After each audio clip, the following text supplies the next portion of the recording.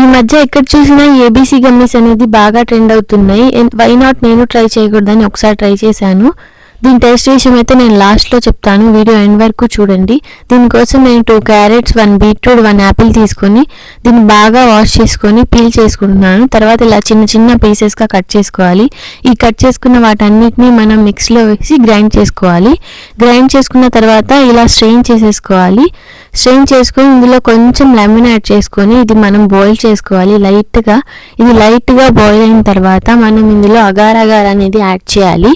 Agar agar అయితే నేను పౌడర్గా కాకుండా ఇలా చైనా గ్రాస్గా బయట దొరుకుతుంది. ఇది తీసుకొని నేను దీంట్లో యాడ్ చేశాను. ఇది లైట్గా బాయిల్ చేసి తీసుకున్న తర్వాత ఒక 5 to 10 minutes ఇలా బాయిల్ చేసుకొని పక్కన తీసుకొని కొంచెం చల్లార్చుకోవాలి. తర్వాత మనం ఒక సిలికాన్ మోల్డ్లో ఇలా కొంచెం కొంచెంగా యాడ్ చేసుకొని 2 hours ఫ్రిడ్జ్లో పెట్టుకోవాలి. డీప్ ఫ్రిడ్జ్లో అవసరం లేదు, ఫ్రిడ్జ్లో పెట్టుకొని అండ్ దీని టేస్ట్ అయితే ఓకే బాగానే ఉంది. ఏబీసీ జ్యూస్ ట్రై చేయని వాళ్ళు ఇలా గమ్మీస్గా ట్రై చేయండి.